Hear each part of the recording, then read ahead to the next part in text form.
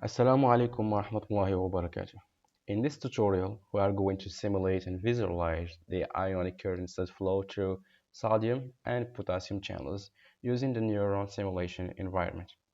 We'll use the classic Hodgkin-Huxley model and apply a voltage clamp to control the membrane potential and observe how each ion channel behaves. So let's dive into the steps. First, we need to import our necessary simulation environments. We are going to need to import from NEURON. This is the library we're going to use. NEURON. We will import H and GUI, the graphic user interface. These are necessary for our simulations. And we also need to import matplotlib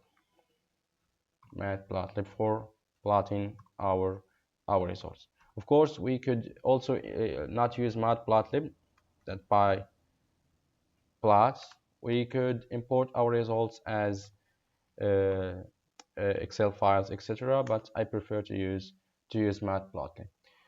After importing our necessary libraries, we are going to create our soma, or our cell body. To do that, we type in soma.h section, our section. This section would name it, let's say, soma. We would name it soma. Now let's set the dimensions of our soma, the length and the diameter of our soma. Here we are going to set them to be equal. So soma.length equals soma.diameter equals, let's say, 20 micrometers. We set them to be identical or equal to have a cylindrical shape, which is more like what we see in biological neurons, especially the axons are cylindrical. So also we need to insert the model. Insert HH. So inserting this HH means inserting the ion channels, because the Hodgkin-Huxley models how ion channels interact or respond to variation in voltage or in membrane potential. So soma.insert HH reassures that we have the ion channels that we are going to be simulating in this simulation. Now we need to apply the voltage clamp. So let's type in VC for voltage clamp, and we set it to be H.V clamp for voltage clamp. Okay, and I think that is very clear. Where we are going to apply our voltage clamp? In the soma that we have created. In the soma that we have created, exactly in the middle. To apply it in the middle of the soma, we type in soma to 0.5. We could use different values, but it's the best thing to do is to apply the voltage in the middle of our soma. Great. Now let's define, or let's set our voltage clamp settings. So our voltage clamp in this simulation will be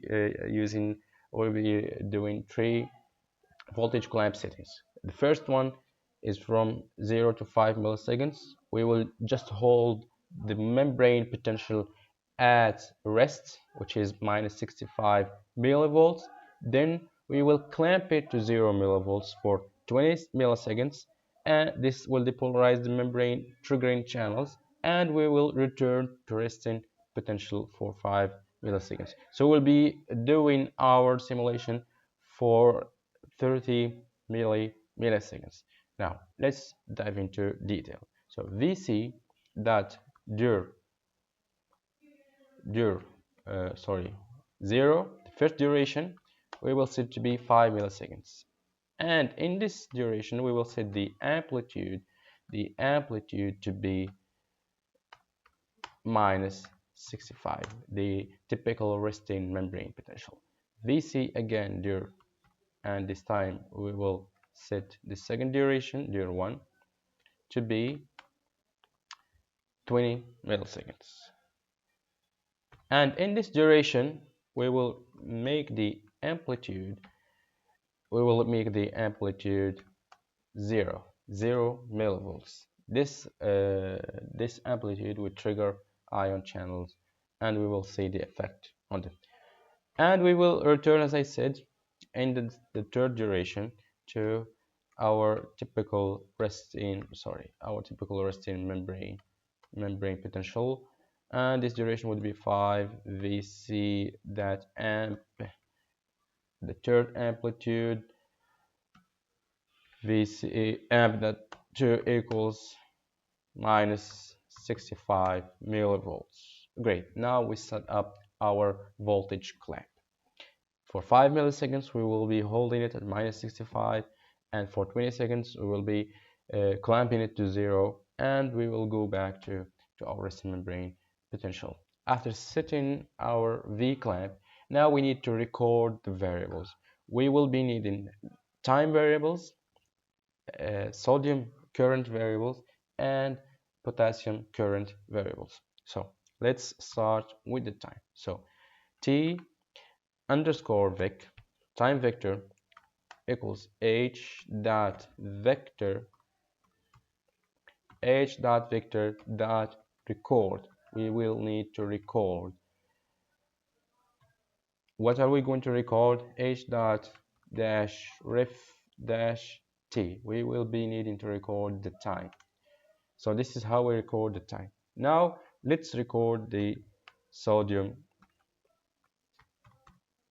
current. So I in a vec equals h dot vector dot record. This time we will not use h, we will use soma. So this time we will be recording from the soma, and again, as we did with the clamp, we applied the voltage clamp in the middle of the soma. We will record the current inside the soma. Okay, so 0.5 from inside the soma, and we will type in ref for the reference of the recording from where we are going to record. We are or what we are going to record. I'm sorry, I in A, the current of sodium. Now that sounds great. Let's do the same for potassium. We will need to record the potassium. So IK vec equals IH dot vector dot record soma reference that IK, and we record now from, or record the current of the potassium. So what we did now, so far, we have created our soma using soma equals h dot section. We set the diameter and the length of our soma, and we inserted the ion channels using insert HH. Then we set up our clamp. We applied our clamp for 3 durations. The first one, which lasts 5 milliseconds, the voltage is minus 65. The second is lasts 20 milliseconds, the voltage is 0. The third lasts 5 milliseconds, and we return to the voltage or the resting membrane potential. Then when we set our V clamp, we recorded our variables. So now we will go to plotting, but before going to plotting, we need to finalize our simulation. This is necessary for the code to run.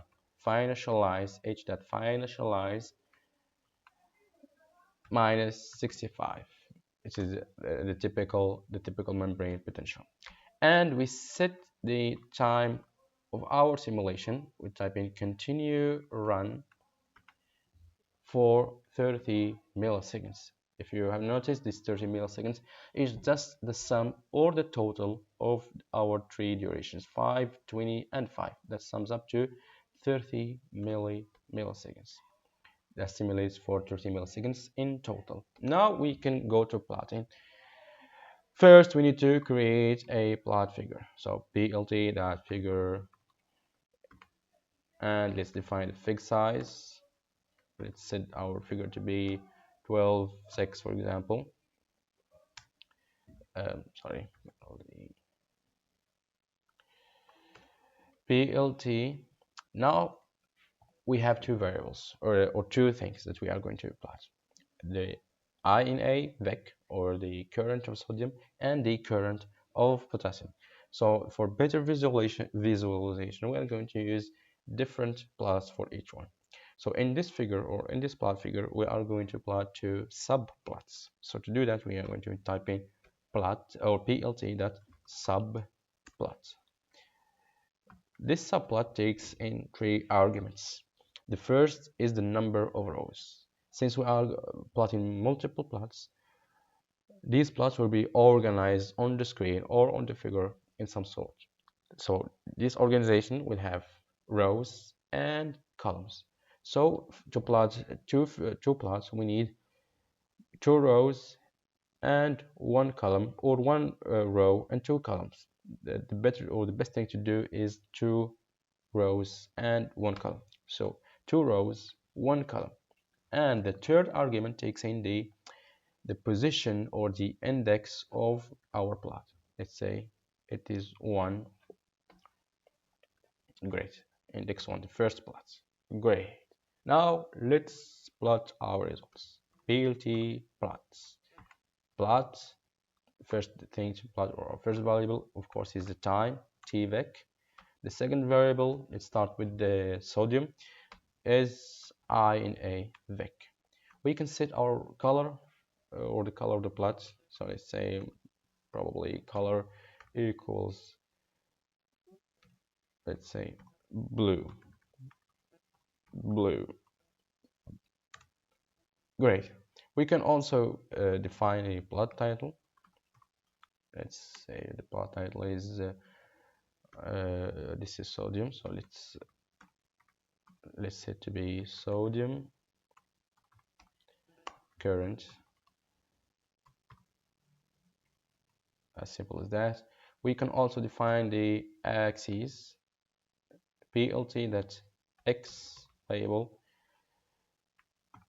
let's label the x axis, and the x axis is say time